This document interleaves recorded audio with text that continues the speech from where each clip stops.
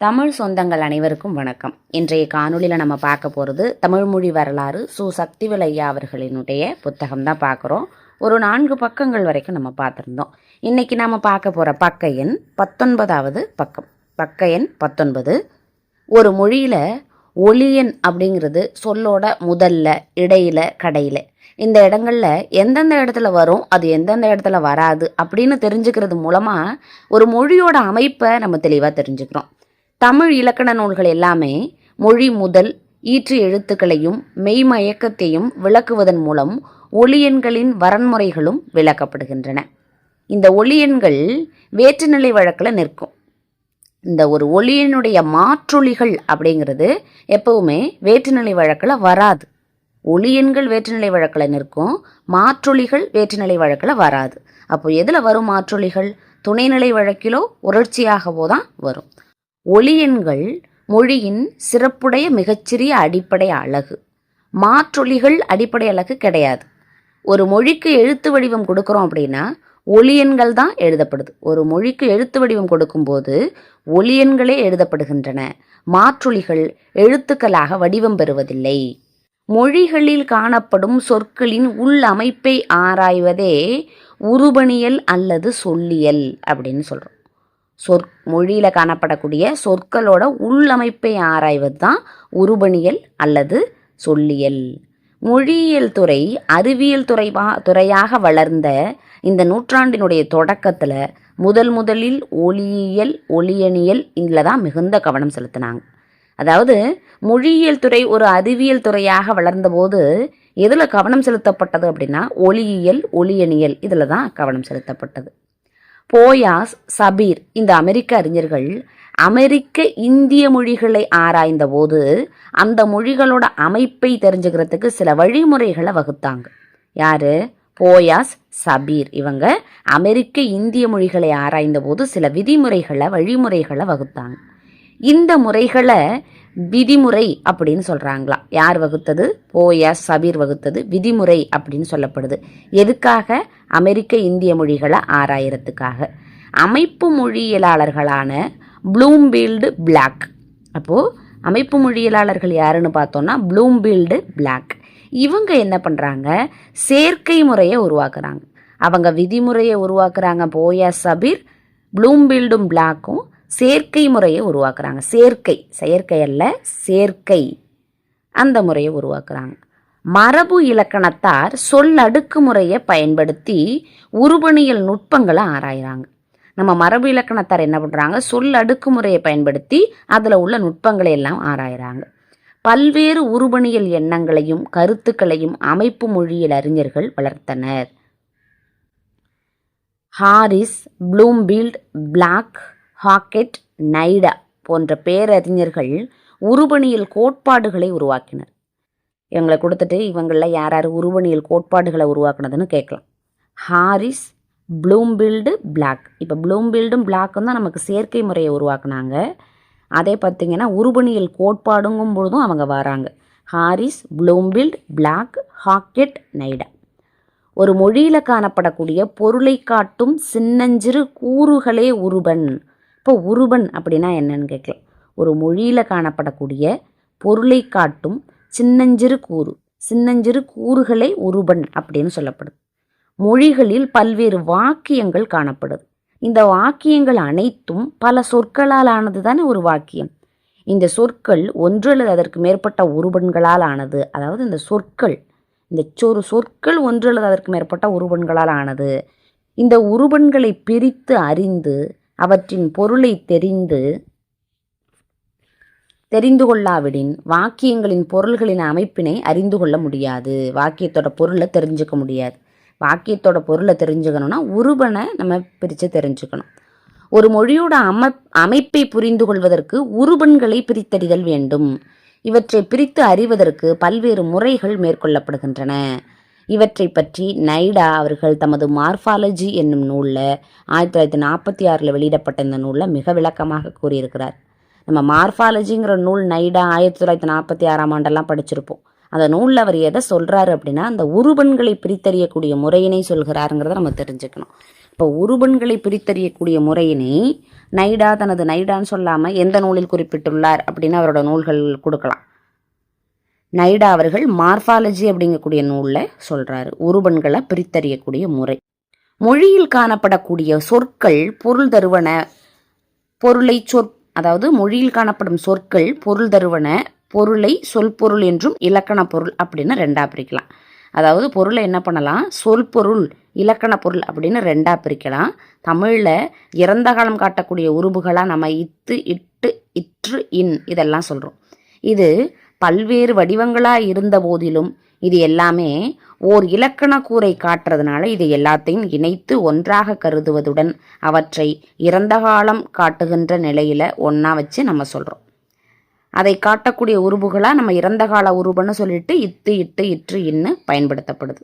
ஒரு பொருளை குறிக்கக்கூடிய நிலையில் உருபன் அப்படின்னும் அந்த பொருளை காட்டக்கூடிய பல்வேறு உருபுகளை மாற்றுருபு அப்படின்னும் சொல்லலாம் அப்படிங்கிறாங்க. ஒரு பொருளை குறிக்கக்கூடிய நிலையில் உருபன், அப்பொருளை காட்டக்கூடிய பல்வேறு உருபுகளை அதை மாற்றுருபுன்னு சொல்லலாம். ஏதாவது ஒரு மாற்றுருபு அப்படின்னா டி அப்படின்னு கொடுக்குறாங்க. மாற்று உருபுகளை டி, ஆர், இன், அதாவது இத்து, இற்று, இன்னு போட்டோம் இல்லையா, அதுதான் திங்கிறது ஒரு இறந்த கால இடைநிலை. அந்த இறந்த கால இடைநிலை இத்து, இட்டு, இற்று, இன்னெல்லாம் இருக்குது பார்த்தீங்களா, அதை மாற்று உருபுன்னு சொல்லலாம் அப்படிங்கிறாங்க. இரண்டு உருபுகள் ஒரே சூழலில் வந்து பொருள் வேறுபாட்டை தந்துச்சு அப்படின்னா அது எதிர்நிலை வழக்கில் இருக்குது. ரெண்டு உருபு வருது, ஒரே சூழலில் வருது, ஆனால் பொருள் வேறுபடுது அப்படின்னா எதிர்நிலை வழக்கில் இருக்குது. அவை இருவேறு உருபன்களின் மாற்றுருபுகள் என்றும் கூறலாம். பாடுகிறான், பாடுவான் போன்ற சொற்களில் கிரு இடைநிலையும் இவ்விடைநிலையும் ஒரே சூழலில் ஒன்று நிகழ்காலத்தையும் இன்னொன்று என்ன பண்ணுது அப்படின்னா எதிர்காலத்தையும் காட்டுறதுனால இது எதிர்நிலை வழக்கில் இருக்குது அப்படின்னு தெரிஞ்சுக்கலாம். ஒன்று நிகழ்கால உருபு அப்படின்னும் இன்னொன்று எதிர்கால உருபு அப்படின்னு சொல்லலாம். ஓர் உருபனின் மாற்றுருபுகளை நிர்ணயிக்கும் போது பல்வேறு ஒலி மாற்றங்களையும் நம்ம தெரிஞ்சுக்கணும். இது தமிழ். ஆங்கிலத்தில் பன்மை உருபுகளா எஸ், இசடு இதெல்லாம் நம்ம போடுறோம்ல, இதெல்லாம் ஒலியின் அடிப்படையில் வர இந்த இசடுன்னு கொடுத்துருக்காங்க பாருங்கள், அதான் ஆல்ஃபா இசடுன்னு நம்ம படிப்போம். அந்த ஒலியின் அடிப்படையில் வர உருபு அடிப்படையில் வரக்கூடிய நிலையில் ஒலியின் அடிப்படை மாற்றம், உருவன் அடிப்படை மாற்றம் அப்படின்னு வகுக்கிறாங்களாம். இந்த ஆங்கில மொழியில் காணப்படக்கூடிய பன்மை உருபுகள் வரும்பொழுது அதை எப்படி பிரிக்கிறாங்கன்னா ஒலியின் அடிப்படை மாற்றம், உருவன் அடிப்படை மாற்றம் அப்படின்னு பிரிக்கிறாங்க. ஆக்சன் அப்படிங்கக்கூடிய சொல்லில் ஈஎன் இருக்குது. ஈஎன் போன்ற உருபுகள் உருவன் அடிப்படையில் வரக்கூடியது. இப்போ ஆக்சன் அப்படிங்கக்கூடியதில் இது எந்த அடிப்படையில் வரக்கூடிய உருபுகள் அப்படின்னா உருவன் அடிப்படையில் வரக்கூடிய உருபு. சில உருபுகளுக்கு இது என்ன எப்படி வரும் அப்படின்னா சில உருபுகளுக்கு பின்னாடி வரும். உருபன் அடிப்படையில் வரக்கூடியது மற்றும் ஒலியின் அடிப்படையில் வருபவை என்றெல்லாம் கூறி செல்வது இந்த முறைதான். அமைப்பியல் வரலாற்றில் இம்முறை நன்கு பயன்படுத்தப்பட்டது. இந்த பன்மை உருபன்கள் விகுதி பார்த்தீங்கன்னா அமைப்பியல் வரலாற்றில் நல்லா பயன்படுத்தப்பட்டிருக்கு. விதிமுறையில் அதிகமான புணர்ச்சி விதிகளை பார்க்கலாம். ஆனால் செயற்கை முறையில் பார்த்தீங்கன்னா ஏராளமான மாற்றுருபுகளை பார்க்கலாம். அதனால விதிமுறையே சிறந்தது. யார் உருவாக்குனது? போயா சபீர் உருவாக்கக்கூடிய அந்த விதிமுறையே சிறந்தது அப்படிங்கிறாங்க. ஏன்னா அதில் நிறைய புணர்ச்சி விதிகள் இருக்குது, செயற்கை முறையில் மாற்றுருபுகள் இருக்குது அப்படிங்கிறாங்க. சொல் பாகுபாட்டை அடிநிலை இலக்கண கூறுகள் என்றும் திணை, பால், எண், இடம் போன்றவற்றை துணைநிலை இலக்கண கூறுகள் என்று கொள்வாரும் இருக்கிறாங்க. சொல் பாகுபாட்டை அடிநிலை இலக்கண கூறு, பிரைமரி கிராமட்டிக்கல் கேட்டகரிஸ் அப்படிங்கிறோம். அடுத்தது ஒரு இருக்கக்கூடிய திணை, பால், எண், இடம் இதெல்லாம் செகண்டரி கிராமட்டிக்கல் கேட்டகரிஸ் அப்படின்னு சொல்கிறோம். தமிழ் மொழியில் பெயர் சொல், வினைச்சொல் இதில் மாதிரி பல்வேறு இலக்கண கூறுகளை நம்ம பார்க்குறோம். சரி, இப்போது சொல் அமைப்பினுடைய அடிப்படையில் மொழிகளை தனிநிலை மொழி, ஒட்டுநிலை மொழி, உட்பிணைப்பு நிலை மொழின்னு மூன்றாக பிரிக்கிறாங்க. எப்படி பிரிக்கிறாங்கன்னா சொல்லோட அமைப்பு அடிப்படையில். இப்போ பார்த்தீங்கன்னா சீன மொழி தனிநிலை வகையை சார்ந்தது, நம்ம தமிழ் மொழி ஒட்டுநிலை வகையை சார்ந்தது. சமஸ்கிருதம், லத்தீன் இதெல்லாம் பார்த்தீங்கன்னா மூன்றாவது வகையான உட்பிணைப்பு நிலையை சார்ந்தது அப்படிங்கிறாங்க. உருபணியலை போன்றே தொடரியலிலும் மொழி இலக்கணத்தின் மிக முக்கிய கூறு. உருபணியல் எவ்வளவு முக்கியமாக இருக்குது இலக்கணத்தில் அப்படிங்கிற மாதிரி தொடரியலும் பார்த்தீங்கன்னா இலக்கணத்தோட முக்கியமான ஒரு கூறாக இருக்குது. ஒரு மொழியில் காணப்படக்கூடிய பல்வேறு வாக்கியங்களோட அமைப்பை ஆராய்வது தான் தொடரியல். தொடரியல்னா என்ன அப்படின்னா ஒரு மொழியில் காணப்படக்கூடிய ஒரு வாக்கியத்தோட அமைப்பை ஆராய்வது. சின்னஞ்சிறு கூறுகளே ஒளியன் அப்படி உருபன் அப்படின்னு நம்ம பார்த்துட்டு வந்தோம்ல, அது மாதிரி தொடரியல்னா என்னன்னா வாக்கியத்தில் இருக்கக்கூடிய வாக்கியத்தை ஆராய்ச்சி பண்ணுறது தான் தொடரியல். வாக்கியங்களில் காணப்படக்கூடிய பல்வேறு உறுப்புகளோட ஆக்கம், அவற்றிற்கிடையே காணப்படக்கூடிய தொடர்பு, அதனால் உணரப்படக்கூடிய பொருள், அந்த பொருள் தருவதற்குரிய அடிப்படையான காரணம், வாக்கியங்களோட புதைநிலை அமைப்பு, புறநிலை அமைப்பு அப்படிங்கிறதெல்லாம் தொடரியல் அப்படின்னு சொல்கிறாங்க. சொல்லியலையும் தொடரியலையும் இணைத்து அந்த இணைப்பை இலக்கணம் என்ற தலைப்பின் நிலையாக கருதலாம் அப்படிங்கிறாங்க. அதாவது சொல்லியலையும் தொடரியலையும் இணைச்சு அந்த இணைப்பை சொல்லியலையும் தொடரலையும் இணைச்சு அந்த இணைப்பை இலக்கணம் என்ற தலைப்பின் கீழ் ஆராய்வாரும் உண்டு. உருபணியலும் தொடரியலும் தனித்தனி இயல்களாக இருந்தாலும் அதனுடைய கூறு ஒன்னோட ஒன்று பின்னி பிணைஞ்சிருக்கு அப்படிங்கிறாங்க. சொல்லியல் ஒரு சொல்லில் காணப்படக்கூடிய ஒட்டுக்களையும் வேர் சொற்களையும் அடிச்சொற்களையும் பற்றி ஆராயுது. சொல்லியல் சொல்லை பற்றி ஆராயுது. வேர் சொல்ல, ஒட்டுக்களை, அடிச்சொற்களை இதெல்லாம் ஆராயுது. அது ஒரு குறிப்பிட்ட வரம்புக்கு உட்பட்டு ஆராயுது. ஆனால் தொடரியல் என்ன பண்ணுது, ஒரு வாக்கியத்தில் காணப்படக்கூடிய பல்வேறு சொற்களுக்கிடையே காணப்படக்கூடிய இலக்கண தொடர்பு, அந்த தொடர்பால் பெறக்கூடிய பொருள், இதையெல்லாம் ஆராய்ச்சி பண்ணுது. இப்போ உலக மொழிகளை எழுவாய், பயனிலை, செய்யப்படுபொருள் அமைந்த மொழிகள் அப்படின்னும், எழுவாய், செய்யப்படுபொருள், பயனிலை அப்படிப்பட்ட மொழிகள் அப்படின்னும் ரெண்டா பிரிக்கிறாங்க உலக மொழிகளை. இதுல பார்த்தீங்கன்னா எழுவாய், பயனிலை, செய்யப்படுபொருள் இது பார்த்தீங்கன்னா ஆங்கில மொழிகளில் காணப்படுது. இரண்டாவதா நம்ம சொன்ன எழுவாய், செய்யப்படுபொருள் அப்புறம் பயனிலை வரக்குது நம்ம தமிழ் மொழியில வரக்கூடிய பிரிவு அப்படிங்கிறாங்க. தொடரியல்ல வாக்கியங்களோட உறுப்புகளையும் அது வழங்கக்கூடிய முறைகளையும் இயல்புகளையும் முழுமையாக ஆராய்ந்து அவற்றின் வாயிலாக தொடரமைப்பு முறைகளை விளக்குகிறோம் அப்படின்னு சொல்றாங்க. அவன் வேகமாக ஓடினான் அப்படிங்கக்கூடிய வாக்கியத்தை பெயர் தொடர், வினைத்தொடர்னு ரெண்டா பிரிக்கிறோம். பெயர் தொடர்ல அவன் அப்படிங்கக்கூடிய எழுவாயும், வினைத்தொடர்ல வேகமாக ஓடினான் அப்படிங்கக்கூடிய பயனிலை தொடரும் இருக்கு. இதுல அவன் என்பதற்கும் ஓடினான் என்பதற்கும் எழுவாய் பயனிலை உறவு உண்டு. வேகமாக என்பதும் ஓடினான் என்பதும் வினையடை பயனடை உறவில் இருக்கு, பயனிலையினுடைய உறவுல இருக்கு. அவன் என்பதற்கும் வேகமாக அப்படிங்கிறதுக்கும் உறவு கிடையாது. அவன் வேகமாகன்னு சொல்ல முடியாதுல்ல, வேகமாக ஓடினான்னு சொல்லக்கூடிய வினையோட தான், பயனிலையோட தான் அது உறவு கொண்டிருக்கு. வேகமாக என்பது ஓடினான் என்பது, வேகமாக என்பது ஓடினான் என்பது போன்ற பயனிலையே அவாவி நிற்கிறது. அவன் ஓடினான், வேகமாக ஓடினான், இந்த வாக்கியங்கள் இயல்பானவை. அது மட்டும் இல்லாம இலக்கணமுடைய சொல்லுதான் இது அப்படிங்கிறோம்.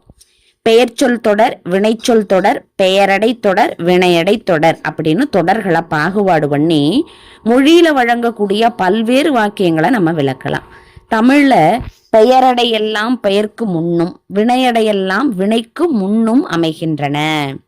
தமிழ்ல பெயரடை அப்படிங்கிறது எங்க இருக்குன்னா பெயருக்கு முன்னாடி இருக்கு, வினை அடைங்கிறது வினைக்கு முன்னாடி இருக்கு. நல்ல பையன் அப்படிங்கிறது பெயரடை, வேகமாக வந்தான் அப்படிங்கிறது வினையடை. பெயரடையோ வினையடையோ ஒரு வாக்கியத்துல பயனிலையாக வர்றது கிடையாது.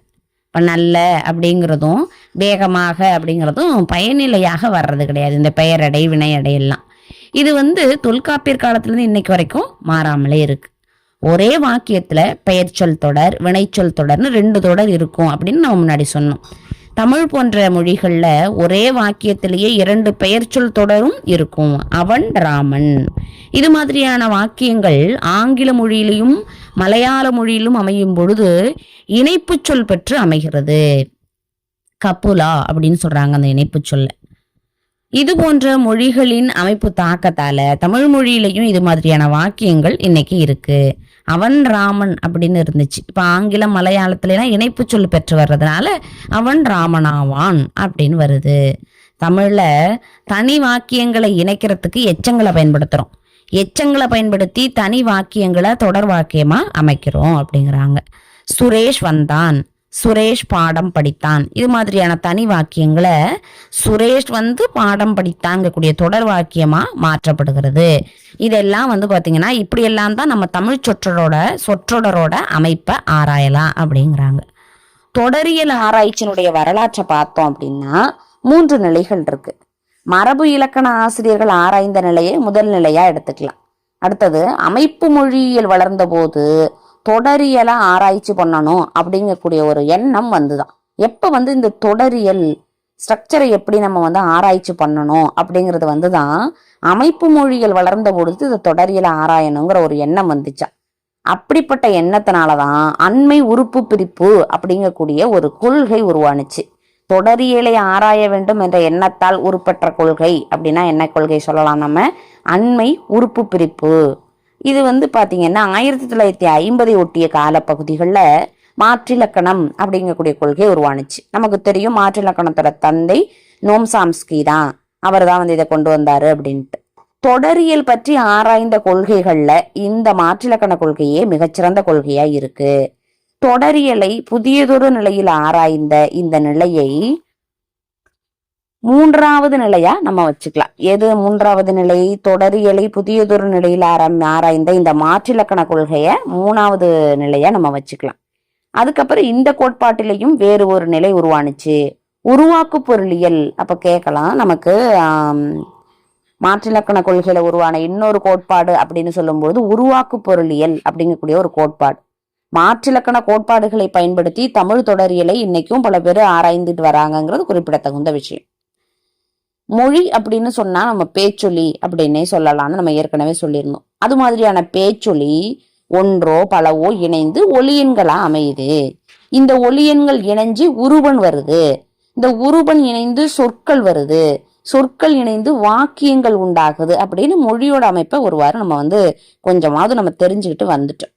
இப்போ இந்த தமிழ் மொழி வரலாற்றை பாக்குறதுக்கு மொழியியலோட வாழ்வு வரலாறு இதெல்லாம் நம்ம தெரிஞ்சுக்கணும். தமிழ் மொழியை பத்தி தெரிஞ்சுக்கணும்னா மொழியியலோட வாழ்வையும் வரலாற்றையும் தெரிஞ்சுக்கணும் அப்படிங்கிறாங்க. மொழி ஆராய்ச்சியில இந்திய நாடும் பண்டைய கிரேக்கமும் முதன்மை பெற்று நின்றது. மொழி ஆராய்ச்சியில யாரெல்லாம் ரொம்ப ஸ்பெஷாலிட்டியா ஃபர்ஸ்ட்ல இருந்தாங்கன்னா இந்திய நாடும் பண்டைய கிரேக்கமும். தொல்காப்பியமும் பாணினியும் விளக்க மொழியியல் அடிப்படையில் அமைந்த பழமையான இலக்கணங்கள். தொல்காப்பியம் பாணினியம் எல்லாம் அப்பையிலேருந்து உள்ள பழைய இலக்கண நூல். இந்த இலக்கண ஆசிரியர்கள் என்ன பண்றாங்க? மொழியோட அமைப்பை ஒலியனியல் உருவனியல் அப்படிங்கக்கூடிய நிலையில ஆராயிறாங்களாம். இந்த காலத்தினுடைய விளக்க மொழியியலின் தந்தை ப்ளூம்பில்ட். நம்ம ஏற்கனவே ஒரு தந்தை பார்த்தது மாற்றிலக்கணத்தின் தந்தை. இங்க நம்ம பாக்குறது மொழியியலின் தந்தை ப்ளூம்பில்ட் அவர்கள் பாணினியை கற்றதினாலேயே விளக்க மொழியியல் குறித்து சிறந்த விளக்கங்கள் கிடைத்தன அப்படின்னு அவர் சொல்றாராம். ப்ளூம்பில்ட் என்ன சொல்றாரு? பாணினியோட நூலை நான் கத்துக்கிட்டதுனாலதான் எனக்கு விளக்க மொழியியலை குறித்து சிறந்த விளக்கங்கள் கிடைச்சது அப்படிங்கிறாராம். வடமொழியில மொழி ஆராய்ச்சி நூலாக நமக்கு கிடைக்கிறதுல காலத்தால ரொம்ப முந்தினது அப்படின்னு பார்த்தோம்னா நெருப்தா. இப்ப நெருப்தாங்கிறது ஒரு மொழி ஆராய்ச்சி நூல். அது பாத்தீங்கன்னா வடமொழியில இருக்கக்கூடிய மொழி ஆராய்ச்சி நூல் என்ன அப்படின்னா நெருப்தா. அது காலத்தால மிகவும் முந்திய நூல். இந்த நூல் இந்த நெருப்தா பாத்தீங்கன்னா 4ஆம் நூற்றாண்டை சார்ந்தது. 4ஆம் நூற்றாண்டை சார்ந்த வடமொழி ஆராய்ச்சி நூல் எதுன்னு கேட்கலாம். நமக்கு நெருப்தான்னு நம்ம சொல்லணும். அப்புறமா அந்த நெருப்தாவுக்கு அடுத்தது பாணினியினுடைய அஷ்டாத்தியாயி அப்படிங்கக்கூடிய ஒரு நூல் மொழியியல் அரங்குல ஒரு பெருமை பெற்ற நூலா இருக்கு. அஷ்டாத்தியாயி அதுக்கப்புறம் பாத்தீங்கன்னா ஒரு பெருமை பெற்ற நூலா இருக்கு. 4000 சூத்திரங்களை கொண்ட இந்த நூலு சமஸ்கிருத மொழியினுடைய அமைப்புகளையும் மொழியியல் கூறுகளையும் விரிவா விளக்குது. இந்த அஷ்டாத்தியாயி என்ன சொல்லுது அப்படின்னா இதுல 4000 சூத்திரங்கள் இருக்கு, சமஸ்கிருத மொழியோட அமைப்பு எப்படி இருக்கு, இதனுடைய கூறுகள் எப்படி இருக்குங்கிறதெல்லாம் சொல்லுது. இது 7ஆம் நூற்றாண்டை சார்ந்த கச்சாயனாரால் எழுதப்பட்ட இலக்கண நூல். அஷ்டாத்தியாயி என்ற நூல் யாரால் எழுதப்பட்டது அப்படின்னு கேட்கலாம். கச்சாயனாரால எழுதப்பட்ட ஒரு இலக்கண நூலும் இல்லம்மா இல்ல மன்னிக்கணும். அஷ்டாத்தியாயிங்கிற நூல் கச்சாயனார் கிடையாது, இன்னொரு ஒரு இலக்கண நூல் 7ஆம் நூற்றாண்டுல ஒரு கச்சாயனாரால் எழுதப்பட்ட ஒரு இலக்கண நூலும் இருக்கு. அந்த நூலும் பாத்தீங்கன்னா நமக்கு குறிப்பிடத்தகுந்த நூலா இருக்கு அப்படிங்கிறாங்க. திராவிட மொழிகள்ல காணப்படக்கூடிய மிகவும் பழமையான நூல்கள்ல முதன்மையானதுன்னா தொல்காப்பியம். அது என்ன பண்ணுது? உலக மொழிகள்ல காணப்படக்கூடிய முதல் நூல்களை ஆராயின் தொல்காப்பியத்துல காணப்படக்கூடிய அமைப்பு வேற எந்த மொழி இலக்கணத்திலையும் காணப்படக்கூடிய அமைப்புக்கு குறைவானது கிடையாதுங்கிறது தெளிவாகுது. இந்திய இலக்கண அறிஞர்கள் சொற்களோட அமைப்பு முறையிலையும் ஆக்க முறையிலையும் கவனம் செலுத்துறாங்க. ஆனா கிரேக்க அறிஞர்கள் தத்துவ அடிப்படையில மொழி ஆராயிறாங்க. நம்ம இந்திய இலக்கண அறிஞர்கள் சொற்களோட அமைப்பு எப்படி இருக்கு, அதோட ஆக்க முறையில கிரேக்கர்கள் தத்துவத்தில் கவனம் செலுத்துகிறாங்க. லேகாஸ் அப்படிங்கக்கூடிய நூலை எழுதினது ஹெராக்லிட்டஸ், அவரும் டெமாக்ரிட்டஸ் அப்படிங்கிறவரும் இந்த நிலையில தான் மொழியை ஆராயிறாங்க. பிளாட்டோ போன்றவர்கள் மொழியை ஆராய்ந்தவர்கள்ல முதன்மையானவங்க. அப்போ ஹெராக்லிட்டஸ், டெமாக்ரிட்டஸ், பிளாட்டோ இவங்கெல்லாம் மொழி ஆராய்ச்சியாளர்கள். இவங்களோட ஆராய்ச்சியில பொருளுக்கும் பெயருக்கும் நெருங்கிய தொடர்பு இருப்பதாக கருதப்பட்டது. அரிஸ்டாட்டில் என்ன பண்றாரு, மொழியானது மரபாலும் உடன்பாட்டாலும் தோன்றுனது அப்படின்னு சொல்றாராம். அரிஸ்டாட்டில் எப்படி மொழி தோன்றுனதுன்னு சொல்றாரு, மரபாலையும் உடன்பாட்டாலையும் தோன்றியதுன்னு நம்பினாராம் அரிஸ்டாட்டில். இன்னைக்கு மொழியியலாளர் இந்த கொள்கையை ஆதரிக்கிறாங்களாம், அரிஸ்டாட்டில் சொன்ன கொள்கையை. கிரேக்க நாடு அரிஸ்டார்கஸ், மல்லோஸ், கிறிஸ்போஸ் அப்படிங்கக்கூடிய இலக்கண அறிஞர்களை தந்திருக்கு. கிரேக்க நாட்டில் உள்ள இலக்கண அறிஞர்கள் அரிஸ்டார்கஸ், மல்லோஸ், கிறிஸ்போஸ் இவங்களோட நூல்கள் எல்லாமே இலக்கண வளர்ச்சிக்கு துணையா இருக்கு. டைஸ்கோலஸ் போன்றவர்கள் பேச்சு மொழி பற்றியும் தொடரியல் பற்றியும் எழுதியிருக்காங்க. டைஸ்கோலஸ், டைல்ஸ் போடும்போது பேசிக்கிட்டே போடுறாங்கன்னு ஞாபகம் வச்சுக்கோங்க. டைஸ்கோலஸ் போன்றவர்கள் பேச்சு மொழி பற்றியும் தொடரியல் பற்றியும் எழுதியிருக்காங்க. அரிஸ்டாட்டிலுக்கு பின்வந்த இலக்கண ஆசிரியர்கள்ல மிகச்சிறந்தவர் யாருன்னா டயோனிசியஸ் திரேக்ஸ். கிரேக்க இலக்கண ஆசிரியர்கள்ல அரிஸ்டாட்டிலுக்கு அடுத்தது வந்தவர் யாருன்னா டயோனிசியஸ் திரேக்ஸ். இவர் என்ன பண்றாரு, சொல்வகை சிறந்தவராக கருதப்படக்கூடியவர் டயோனிசியஸ் திரேக்ஸ். சொல்வகை என இலக்கண ஆசிரியர்கள் பலர் செய்யக்கூடிய ஆய்வுக்கும் பகுப்புக்கும் இவரோட நூல் தான் அடிப்படை. டயோனிசியஸ் திரேக்ஸோட நூல் தான் அடிப்படையா இருக்கு அவங்க செய்யக்கூடிய ஆராய்ச்சிக்கெல்லாம். இவரோட நூலே மேநாட்டில் சிறந்த இலக்கண நூலாக கருதப்படுகிறது, டயோனிசியஸ் திரேக்ஸோட நூல். கிரேக்க நாட்டை மாதிரியே ரோம பேரரசும் நிறைய இலக்கண அறிஞர்களை வச்சிருக்கு. கிரேக்க அறிஞர்களை பின்பற்றி ரோமானிய அறிஞர்களும் நூல்களை எல்லாம் யாத்திருக்காங்க. அப்ப ரோமானிய அறிஞர்கள்னு எடுத்துக்கும் போது நம்ம வர்ரோ குறிப்பிடத்தகுந்தவர். இவங்கள ரோமானியவர் வர்ரோ, ரோமானியத்துக்கு வர்ரோ அப்படின்னு ஞாபகம் வச்சுக்கிறீங்க. கிபி முதல் நூற்றாண்டில் வாழ்ந்த குயின்டிலியன், கிபி 4ஆம் நூற்றாண்டுல வாழ்ந்த டொனாட்டஸ் இவங்களும் குறிப்பிடத்தகுந்தவங்க. வர்ரோ, குயின்டிலியன், டொனாட்டஸ் எல்லாம் எங்க உள்ளவங்க, ரோமானியம். வர்ரோ, குயின்டிலியன், டொனாட்டஸ் அவங்கெல்லாம் ரோமானியர்கள். ரோம இலக்கண வரலாற்றில் பிரிசியன் அப்படிங்கக்கூடியவர் குறிப்பிடத்தகுந்த அறிஞர். இப்போ நம்ம அரிஸ்டாட்டிலுக்கு பிறகு கிரேக்கத்தில் டயோனிசியஸ் திரேக்ஸ் இம்பார்ட்டன்ட் அப்படின்னு சொல்கிறோம்ல, அதே மாதிரி ரோம இலக்கண வரலாற்றில் பிரிசியன் அப்படிங்கிறவர் ரொம்ப பிஸியாக இருக்கார். ரோம இலக்கண வரலாற்றில் அவர் குறிப்பிடத்தகுந்தவர். பழமைக்கும் பழமையாய் விளங்கக்கூடிய இவரது நூல் இடைக்கால இலக்கணங்களுக்கு அடிகோலியது. வரலாற்றில் ரோம பேரரசு வீழ்ச்சி அடைஞ்சதுக்கு பிறகு, அதாவது 5லிருந்து ஒரு 12ஆவது நூற்றாண்டு வரைக்கும் இருந்த இடைப்பட்ட காலத்தை இடைக்காலம் அப்படிங்கிறாங்க. ரோம பேரரசு வீழ்ச்சி அடைஞ்சதுக்கு பிறகு 5 to 12ஆம் நூற்றாண்டு இடைக்காலம்னு சொல்லப்படுது. இந்த காலகட்டத்தில் இலக்கியங்கள் இலக்கணங்கள் எல்லாம் யாருமே ஆதரிக்கலை. இந்த காலகட்டத்தில் கிறிஸ்தவமும் வட்டார மொழிகளும் மட்டும் கொஞ்சம் வளர்ந்துருந்துச்சு அப்படின்னு சொல்லலாம். லத்தீன் மொழி அறிஞர்களோட மொழியாக இருந்துச்சு, கல்வி மொழியாக இருந்தது, ஆட்சி மொழியாக பயன்படுத்தப்பட்டிருக்கு இந்த லத்தீன் மொழி. காலப்போக்கில் லத்தீன், கிரேக்கம் இந்த மொழிகள் எல்லாம் செல்வாக்கை இழக்க ஆரம்பிச்சுட்டு புதுசாக பார்த்திங்கன்னா பிரெஞ்சு, ஜெர்மன், இத்தாலியன், ஸ்பானிஷ் இந்த மொழிகள்லாம் வளர ஆரம்பிச்சுது. 14-15ஆவது நூற்றாண்டுகளில் பிரெஞ்சு மொழி பற்றின இலக்கண குறிப்புகள் எல்லாம் கிடைக்குது. பிரெஞ்சு மொழி பற்றிய இலக்கண குறிப்புகள் கிடைக்கக்கூடிய நூற்றாண்டு பார்த்திங்கன்னா 14-15ஆவது நூற்றாண்டில். 16ஆவது நூற்றாண்டில் வாழ்ந்த ஒரு பிரெஞ்சு இலக்கண ஆசிரியர் மைக்ரேட் அப்படிங்கிறவர், அவர், அப்புறம் எஸ்டின், தியோடர் இவங்கெல்லாம் ஒரு குறிப்பிடத்தகுந்தவங்களாக கருதப்படுறாங்க. 16-17ஆவது நூற்றாண்டில் லத்தீன் மொழி வீழ்ச்சி அடைஞ்ச ஆரம்பிச்சுட்டு அதுக்கப்புறம் மொழிகளில் நிறைய மாற்றங்கள், ஆங்கில மொழியில் நிறைய இலக்கணங்கள் உருவாக ஆரம்பிக்குது. 1869 ஹோல்டர் அப்படிங்கிறவர் ஒரு நூல் எழுதின ஒரு நூல் வெளியாக ஆரம்பிச்சுது. 1869 ஹோல்டர் அப்படிங்கிறவர் ஒரு நூல் வெளியாக ஆரம்பிக்குது. இன்னும் பல இலக்கணங்கள் போர்ட்ராயல் கோட்பாட்டை ஒட்டி பிறக்குது. பில்கின்ஸ், கூப்பர், முர்ரே போன்றவர்கள் இந்த காலப்பகுதியில் குறிப்பிடத்தகுந்த இலக்கண ஆசிரியர்கள் இந்த 16-17ஆவது நூற்றாண்டுகளில். இப்போ பார்த்திங்கன்னா இனிமேல் நமக்கு படிக்கக்கூடிய பகுதிகள் தான் ரொம்ப ரொம்ப இம்பார்ட்டன்ட் அப்படின்னு நம்ம பார்த்துருக்கோம். இதில் பார்த்திங்கன்னா 4ஆவது நூற்றாண்டை சார்ந்த ஒரு நிருக்தா காலத்தால் பழமையான ஒரு நமக்கு மொழி ஆராய்ச்சி நூல். இது எங்கே உள்ளதுன்னு பார்த்திங்கன்னா வடமொழியில். விளக்க மொழிகளோட தந்தை வந்து ப்ளூம்பில்டு. அவர் சொல்கிறாரு, பாணினியை கற்றதுனால தான் எனக்கு வந்து விளக்க மொழியில் குறித்து நிறைய கொஞ்சம் விளக்கங்கள் கிடைச்சிது அப்படிங்கிறாரு. இந்த நெருக்தா வருது. அதுக்கப்புறமா பார்த்தீங்கன்னா பாணினியோட அஷ்டாத்தியாயி, அதுவும் ஒரு பெருமை பெற்ற நூலாக இருக்குது. அஷ்டாத்தியாயிகிட்ட ஒரு 4000 சூத்திரங்கள் இருக்குது. அந்த அஷ்டாத்தியாயி என்ன சொல்லுதுன்னா, சமஸ்கிருத மொழியோட அமைப்பு, கூறுகள் இது எல்லாத்தையும் சொல்லுது அப்படின்னு சொல்கிறோம். அடுத்தது பார்த்திங்கன்னா, கிரேக்க இலக்கண ஆசிரியர்கள்னு சொல்லும்போது கிரேக்கம்னாலே நமக்கு அரிஸ்டாட்டில் ஞாபகம் வரும்.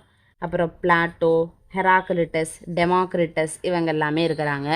அரிஸ்டாட்டிலுக்கு அப்புறமா நமக்கு வந்து முக்கியமாக உள்ளவர் அப்படின்னு சொல்லும்போது நமக்கு டயோனிசியஸ் திரேக்ஸ் அப்படிங்கிறவரை சொல்கிறோம். கிரேக்க நாடு பார்த்திங்கன்னா அரிஸ்டார்கஸ், மல்லோஸ், கிரிசிப்போஸ் இவங்கெல்லாம் கூட இலக்கண அறிஞர்களாக இருக்காங்க. டைஸ்கோலஸ் இவங்க வந்து பார்த்திங்கன்னா பேச்சு மொழி பற்றியும் தொடரியல் பற்றியும் எழுதியிருக்காரு டைஸ்கோலஸ். டயோனிசியஸ் திரேக்ஸ் தான் ரொம்ப முக்கியமாக உள்ளவர் இலக்கண ஆசிரியரில் அப்படின்னு சொன்னோம். ஏன்னா இவரோட ஆய்வு இலக்கண நூல் தான் ஆய்வுக்கும் பகுப்புக்கும் அடிப்படையாக எடுத்துக்கொள்ளப்பட்டது அப்படிங்கிறாங்க கிரேக்கத்தில். அப்புறம் ரோமானியம் அப்படின்னு பார்த்தோன்னா ரோமானிய வர்ரோ, அவர் ரொம்ப குறிப்பிடத்தகுந்தவராக இருக்கார். அப்புறம் முதல் நூற்றாண்டில் குயில், முதல் நூற்றாண்டில் தான் நம்ம குயிலை பார்த்துருக்கோம், இப்போல்லாம் இல்லை. முதல் நூற்றாண்டில் குயின்டிலியன், அப்புறம் 4வது நூற்றாண்டில் டொனாட்டஸ். 4 நாளைக்கு நமக்கு நெருக்தா வரணும். இங்கே நமக்கு ரோமன் எடுத்துக்கிட்டோம்னா டொனாட்டஸ் அப்படின்னு ஒருத்தரோடது குறிப்பிடத்தகுந்தவராக இருக்கிறார். அப்புறம் பார்த்திங்கன்னா பிரிசியன், அவர் வந்து ஒரு ஸ்பெஷலான ஒரு மனுஷர் தான் நமக்கு ரோமானியரில். அப்புறம் அதில் 5லேருந்து 12ஆம் நூற்றாண்டு வரைக்கும் உள்ள காலத்தை இடைக்காலம் அப்படின்னு சொல்கிறோம். ரோம பேரரசு வீழ்ச்சியடைய ஆரம்பிச்சிடுது. ரொம்ப பெருசாக இலக்கணம் இலக்கியமெல்லாம் இல்லை, வட்டார மொழிகள் தான் வளர ஆரம்பிக்குது. அப்போ வந்து லத்தீன் மொழி வந்து மக்களோட மொழியாக ஆட்சி மொழியாக இருக்குது. அப்புறம் லத்தீனுக்கு பிறகு பார்த்திங்கன்னா லத்தீன், கிரேக்கம் இதெல்லாம் செல்வாக்கு இழந்துட்டு பிரெஞ்சு, ஜெர்மன், இத்தாலியன் எல்லாம் வருது. அப்புறம் 14-15 அதுவுமே செல்வாக்கு இழந்துருது. 14-15ஆவது நூற்றாண்டுகளில் பார்த்திங்கன்னா பிரெஞ்சு மொழிக்கு ஒரு இலக்கண குறிப்பெல்லாம் கிடைக்கிது அப்படின்னு பார்த்தோம். சரி, முக்கியமாக உள்ளதெல்லாம் நம்ம பார்த்துட்டோம். இனிமேல் அடுத்து வரக்கூடிய காணொலியில் பேலன்ஸ் எல்லாம் நம்ம பார்க்கலாம். இந்த காணொலி உங்களுக்கு பிடிச்சிருந்துச்சுன்னா ஒரு லைக் பண்ணுங்கள். நன்றி, வணக்கம்.